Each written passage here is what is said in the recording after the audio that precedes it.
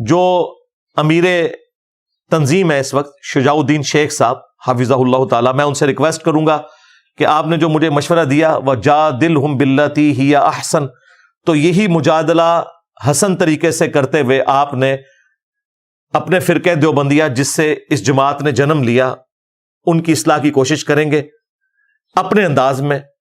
مواد میں آپ کو دے دیتا ہوں، آپ نے ان کو آسان طریقے سے بتانا ہے کہ یہ عقائد قرآن و سنت کے بالکل منافی ہیں. اور اس کے لیے میں کوئی تاریخ کی کتاب نہیں اٹھا رہا، کوئی ملفوظات شریف نہیں اٹھا رہا، میں دیوبند کے عقیدوں کی ٹیکسٹ بک جو ہے المحند علی المفند، ہند کی تلوار ایک سٹھیائے ہوئے بابے، ایک پاگل انسان کے اوپر، اور پاگل انسان انہوں نے اعلی حضرت بریلوی کو کہا. ہاں جی،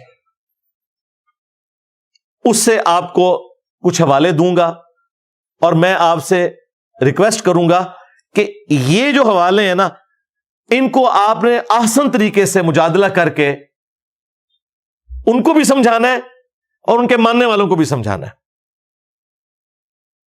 پہلے تو کتاب کا نام احمد بریلوی کو انہوں نے مفند کہا، یہ آپ نے ان کو سمجھانا ہے کہ ہمارے بزرگوں نے غلطی کی ہے، یہ سمجھانے کا انداز نہیں ہوتا. دوسرا، انہوں نے اس میں لکھا کہ احمد بریلوی اور ان کی پوری جماعت ایک شیطانی لشکر ہے جو ہم پہ حملہ آور ہوا ہے، جیسا کہ انبیاء کرام پر شیاطین حملہ آور ہوتے تھے، علماء دیوبند رضی اللہ عنہم پر یہ حملہ آور ہوئے ہیں. 14ویں صدی کے مولویوں رضی اللہ عنہم. تو شیطان کا مطلب یہ ہے کہ کافر کہہ دیا نا، شیطان انبیاء پہ مسلمان شیاطین حملہ آور ہوتے تھے، کافر ہوتے تھے. اچھا، تیسرا اس میں انہوں نے کہا کہ محمد بن عبد الوہاب صاحب کی پوری جماعت جو ہے یہ وہابی فرقہ اہل حدیث، یہ خوارج کی ایک جماعت ہے، ان کو خارجی کہا. یہ آپ نے آسان طریقے سے انہیں سمجھانا ہے. چوتھی بات، اس کتاب کے اوپر آپ کے حکیم الامت اشرف علی تھانوی صاحب اور ڈاکٹر اسرار صاحب کے حکیم الامت اشرف علی تھانوی صاحب کے سگنیچر ہوئے ہوئے ہیں، اور 30 علماء کے مزید سگنیچر ہیں، جس میں آپ کی جماعت کے بزرگان دین یوسف لدھیانوی صاحب بھی اور یہ لوگ بھی شامل ہیں سارے. بعد والے بھی اس میں اپنے سگنیچر وقت کے ساتھ ایڈ کر کے نا اس کو یعنی انڈورس کرتے رہتے ہیں. تو آپ نے یہ بتانا ہے کہ اشرف تھانوی صاحب نے اس طرح کی کتاب کو انڈورس کیوں کیا. ٹھیک ہے جی، 4 باتیں ہوں گی. 5ویں بات، اس میں عقیدہ انہوں نے لکھا ہے کہ ہم بزرگوں کی قبروں اور سینوں سے فیض لینے کے قائل ہیں. ہم بزرگوں کی قبروں اور سینوں سے فیض لینے کے قائل ہیں، اس طریقے پہ نہیں جو عوام میں رائج ہے، اس طریقے پہ جو خواص میں ہے. اب وہ خواص میں کون سا ہے وہ آپ نے ہمیں بتانا ہے. انہوں نے تو آپ کو نہیں بتانا، ہم بتا دیتے ہیں کہ کیا ہے خواص کے اندر. بتا دیں کس طریقے سے بتائیں؟ قبروں سے جی انہوں نے بتایا ہوا ہے. اشرف تھانوی صاحب نے خود اس کی شرح میں کتاب لکھ دی ہے ارواح ثلاثہ. اس میں انہوں نے لکھا ہے کہ قاسم نانوتوی صاحب مرنے کے 6 سال کے بعد خواب میں نہیں بیداری میں اپنی قبر سے نکلے، دیوبند کے 2 مولویوں کی صلح کرا کے دوبارہ قبر میں واپس چلے گئے. اور جس مولوی کے پاس آئے تھے سخت سردیوں کے اندر بھی لحاف کے اندر اس کا پسینہ چھوٹ گیا. ظاہر ہے مردہ نکل کے آ جائے تو ظاہر ہے بڑے بڑے بزرگان دین کا پسینہ نکل جائے گا. تو یہ قبر سے جائز طریقے سے یوں فیض ملتا ہے. ہاں بریلوی کریں تو علماء سو تو اڈے کرن پھر سو نہیں ہوئے گا. اور میں دسنا تو پھر سو کر دینے. اور سینوں سے فیض وہ بھی انہوں نے بتایا. ہاں اسی ارواح ثلاثہ میں لکھا ہے کہ مدرسہ دیوبند کے جو بانی تھے قاسم نانوتوی، ان کو رشید احمد گنگوئی نے عوامی اجتماع کے اندر اپنے ساتھ چرپائی پہ لٹایا عاشق صادق کی طرح، یہ اس میں لکھا ہوا. اور پھر ان کے یہ سینے کے بٹن کھول کے سینے پہ ہاتھ پھیرا. جو آپ سمجھ رہے ہیں وہی کچھ ہو رہا تھا. ہاں کیونکہ قاسم نانوتوی صاحب نے یہی سمجھا. ان کا میاں لوگ کیا کہیں گے، یعنی آپ یہ جو حرکتیں کر رہے ہیں لوگ کیا سوچیں گے، آپ یہ کیا کر رہے ہیں. یہ مفتی عبدالعزیز کی ویڈیو تو ابھی نکلی ہے نا، اور باقی لوگوں کی یہ پرانوں کی میں بتا رہا ہوں. اس زمانے میں کیمرہ ہوتا تو ویڈیو بھی آپ کو دکھا دیتا. ہاں ظاہر ہے یہ جلسوں کی ویڈیوز بناتے ہیں نا، تو یہ پبلکلی ہوا ہے، کمرے میں نہیں ہوا. اور دیکھیں نقل کون کر رہا ہے، اشرف تھانوی صاحب اپنی منجی ٹھوک گئے تھے. اور کتاب کا نام ہے حقائق اولیاء ارواح ثلاثہ، اولیاء اللہ کی یہ کرامات اور حقائقیں لکھ رہے ہیں. تو کہہ رہے ہیں میاں لوگ کیا کہیں گے. تو آگے سے گنگوئی صاحب کو پھر بھی حیا نہیں ہے، انہوں نے کہا بھائی کہنے دو لوگوں کو، ہاں جو بھی کہیں، ہم نے ایسے ہی کرتے رہنا. اور اس کی اگلی قسم بھی ہے، ہاں، تذکرۃ الرشید. رشید احمد گنگوئی صاحب کے حالات و واقعات جمع کیے ہیں ان کے خلیفہ نے. اس میں وہ لکھتے ہیں کہ رشید احمد گنگوئی صاحب کہتے ہیں کہ ایک رات میں نے خواب میں دیکھا کہ قاسم میاں، وہی قاسم نوتوی صاحب جن کو انہوں نے بستر پہ لٹایا تھا نا اپنے ساتھ، اور وہ چیخیں مار رہے تھے، میاں میاں کر رہے تھے، وہ خواب میں بھی ان کا پیچھا نہیں چھوڑتے تھے. ظاہر ہے آپ دن کو جو کچھ سوچیں گے وہی کچھ خواب میں آئے گا.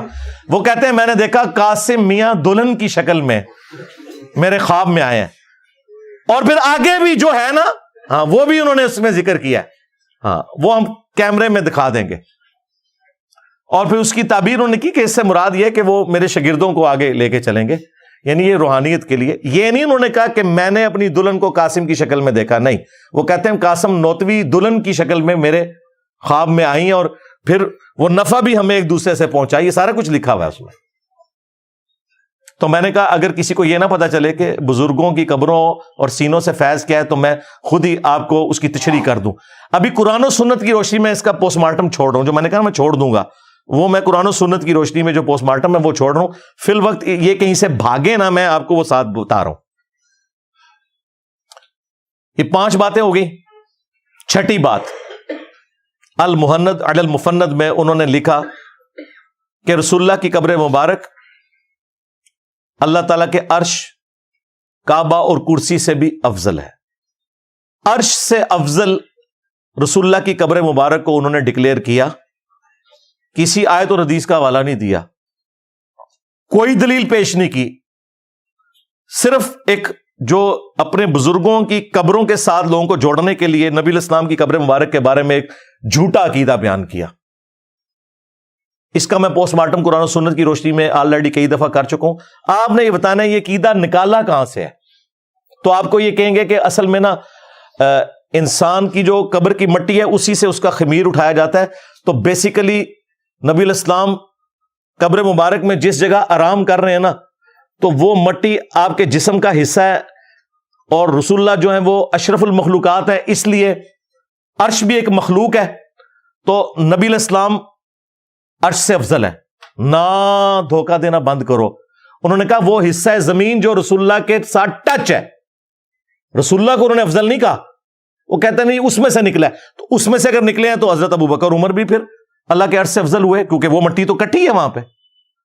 اور آخری بات، نبی الاسلام کی قبر مبارک کا کوئی حصہ آپ سے ٹچ ہی نہیں کیے ہوئے، کیونکہ مسلم شریف میں حدیث ہے کہ نبی الاسلام کو دفنانے سے پہلے قبر مبارک میں سرخ رنگ کی ایک چادر بچھائی گئی تھی تاکہ وہ مٹی نبی الاسلام کے جسم میں عطر کو ٹچ ہی نہ کرے. بیسیکلی شیطان انہیں پٹی پڑھاتا ہے. انہوں نے الرحمن علی العرش استوى، رحمان اپنے عرش پر مستوی ہوا جیسا کہ اس کی شان کے لائق ہے. ہم نہ جہمیہ ہیں نہ مجسمہ ہیں، جیسا کہ اس کی شان کے لائق ہے. وہ ہماری رگے جان کے بھی قریب ہے جیسا کہ اس کی شان کے لائق ہے.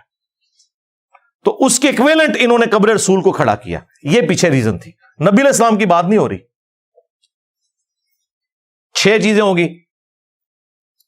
اور 7واں بھی عقیدہ انہوں نے لکھا کہ نبی علیہ السلام کی قبر مبارک میں زندگی کو ہم دنیا کی سی مانتے ہیں. قرآن تو کہہ رہا ہے کہ تمہیں اس زندگی کا شعور ہی نہیں ہے، یہ کہتے ہیں دنیا کی سی. وہ کہتے ہیں اصل میں ہم نے دنیا کی سی اس لیے کہا ہے، وہ آخرت کی زندگی، لیکن وہ دنیا کی سی اس طرح ہے کہ دیکھیں نبی علیہ السلام نے حضرت موسیٰ علیہ السلام کو شب معراج نماز پڑھتے ہوئے دیکھا. اسی طریقے سے صحیح مسلم میں ہی آتا ہے کہ نبی علیہ السلام نے شب معراج بیت المقدس میں انبیاء کی امامت کروائی.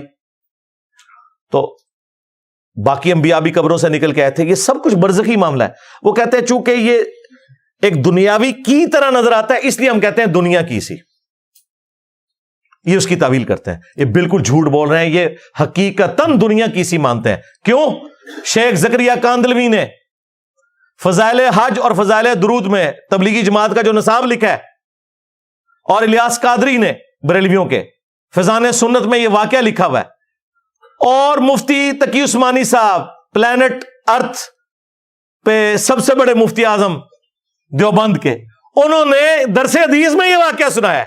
تو مورخین نے لکھا ہے کہ جو ہی یہ شعر پڑھے تو روضہ اقدس میں سے نبی کریم سرور دو عالم صلی اللہ علیہ وسلم کا دست مبارک ظاہر ہوا, اور ہزاروں انسانوں نے یہ نظارہ کیا کہ دست مبارک ظاہر ہوا. احمد کبیر رفاعی رحمۃ اللہ نے دست مبارک کو بوسہ دیا اور دست مبارک پھر واپس کرا. اتنا عظیم الشان واقعہ ان کے ساتھ پیش آیا, اور یہ مورخین نے متعدد تاریخوں میں لکھا ہے, اور لکھا ہے کہ ہزارہ افراد کی موجودگی میں یہ واقعہ پیش آیا. اندازہ کرو درس حدیث ہو رہا ہے کہ نبی علیہ السلام کی وفات کے 550 سال کے بعد 555 ہجری میں شیخ احمد رفاعی صاحب جب قبر رسول پہ حاضر ہوئے, انہوں نے نعت اشعار کہے, تو نبی علیہ السلام نے قبر اطہر سے اپنا ہاتھ مبارک نکالا, خواب میں نہیں بیداری میں, اور کہتے ہیں 90,000 لوگوں نے اس منظر کو دیکھا, اور ان منظر دیکھنے والوں میں شیخ عبد القادر جیلانی کا نام بھی ذکر کیا جاتا ہے, اور شیخ احمد رفاعی نے چوما. اچھا, عبد القادر جیلانی نے نہیں چوما, کڈی بڑی بدبختی ہے. عبد القادر جیلانی کا خلیفہ ہے احمد رفاعی, وہ چوم رہا ہے, عبد القادر جیلانی نہیں چوم رہے. اور جھوٹ ہے بھائی, عبد القادر جیلانی رحمۃ اللہ علیہ پہ جھوٹ باندھا انہوں نے. تو یہ واقعی حقیقتاً دنیاوی مانتے ہیں, یہ خواب کا واقعہ نہیں لکھا, انہوں نے لکھا 90,000 لوگوں نے یہ منظر دیکھا ہے. جھوٹ بول رہے ہو.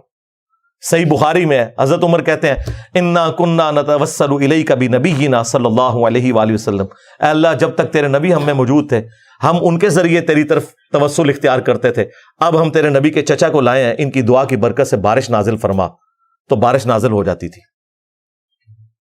یہ انہوں نے خود سے عقائد بنا لیے ہیں, ان کا دین سے کوئی تعلق نہیں.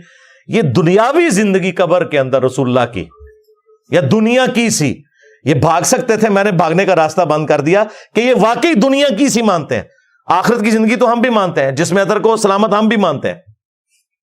سرکار یہ وہ 3 عقیدے ہیں جو پچھلے 8-10 سالوں میں بار بار مختلف ویڈیوز میں بیان کر رہا ہوں, لیکن کوئی اس کا علمی جواب نہیں دے رہا. انہیں پتہ ہے اس کا جواب نہیں, اگر جواب دیا تو لوگ کہیں گے یار یہی گل تو بریلوی بھی کر دینے, وہ جو فرنچائز ہیں 2 علیحدہ کھولی بھی وہ ختم ہو جائیں گی. ابھی اور باتیں بھی ہیں, تھانوی رسول اللہ نہیں جی وہ خواب میں تھا, نہ سرکار اس میں لکھا ہوا ہے, میں بیداری میں بھی پڑھ رہا ہوں. نہیں وہ دیکھیں وہ بیچارہ کہہ رہا نا میں بے اختیار ہوں. ہم نے کہا ہم بابی کو تو کہہ نہیں رہے, بابے کو کہہ رہے ہیں. بابے کو جب اس نے خط لکھا تو بابے نے کہا اس میں تسلی تھی, تیرا پیر اشلی تھانوی متبع سنت ہے, اس لیے تو نے اپنے پیر کے نام کا کلمہ پڑھا ہے. تو کیا ابو بکر عمر عثمان و علی کے بیعت کرنے والے صحابہ کرام یا تابعین ان کے ناموں کا کلمہ پڑھتے تھے؟ تو تھانوی رسول اللہ, اور اس میں ہے اللہم صلی علی نبینا اشرف علی, ہاں جی یہ بھی لکھا ہوا ہے. اس کا جواب بھی وجادلہم باللتی ہی احسن کے تحت آپ نے دینا ہے. اور آخری والا بھی, اشرف تھانوی صاحب نے کسی کم سن لڑکی سے شادی کرنی تھی تو اپنے مرید کے ذریعے ایک جھوٹا خواب, ظاہر میں تو اسے جھوٹا خواب شیطانی خواب ہی سمجھتا ہوں, گھڑوایا. اور دیکھیں بیوقوف کتنے اپنے رسالوں میں چھاپتے رہے, عالم داد رسالے میں یہ تھانوی رسول اللہ بھی خود چھاپا ہے. یہ نہ سمجھے کہ میں نے کوئی گن پوائنٹ پہ کہ میں تھوڑی بےزتی کرنی ہے تو تسی چھاپو. بھائی میں نے تو والد صاحب کی بھی پیدائش سے پہلے کا یہ رسالہ چھپتا ہے, 100 سال ہو چکے ہیں. تو اس رسالے میں انہوں نے ایک تو یہ واقعہ لکھا, اور ایک اور رسالے میں عالم داد میں انہوں نے لکھا کہ ایک مرید نے خواب دیکھا ہے کہ حضرت عائشہ جو ہیں سلام اللہ علیہا وہ تھانوی صاحب کے گھر آئی ہیں. تو تھانوی صاحب پتہ کہتے ہیں اس کی تعبیر میں نے یہ کی کہ کوئی کم سن لڑکی میرے ہاتھ لگے گی, دیکھ رہا ماں کو ہے, اور پھر وہ اس کی تعویل کرتے ہیں کہ چونکہ نبی علیہ السلام کی جب شادی ہوئی تھی سیدہ عائشہ کے ساتھ تو وہ کم عمر تھیں, تو حضرت عائشہ کا میرے گھر آنا اس کا مطلب یہ ہے کہ میرے عقد میں بھی کوئی کم سن لڑکی آئے گی. یہ یعنی یہ جو آج کے صرف مفتی نہیں ہے جو مطلب مریدنیوں سے یا شاگردنیوں سے شادیاں کرتے, پرانے بھی یہی کچھ سمجھے. اور تختہ مشق کس کو؟ اما عائشہ کو سلام اللہ علیہا.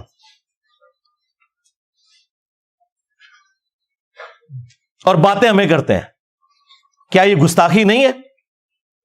یہ شیطانی خواب نہیں ہے, جھوٹا خواب؟ دیکھ رہے ماں کو, النبی اولا بالمؤمنین من انفسہم وازواجہ امہاتہم, نبی مومنین کی جانوں سے بڑھ کر ان پر حق رکھتے ہیں, نبی کی بیویاں امت کی مائیں ہیں. اور کام اپنے سیدھے کر رہے ہو، تو دیکھو پھر اللہ نے کتنی بڑی بلا تمہارے اوپر چھوڑ دی ہے. ہاں میرے نبی عیسیٰ ہے ہی کوئی نہیں، تیرے بابے تھے شاہ ہی کوئی نہیں.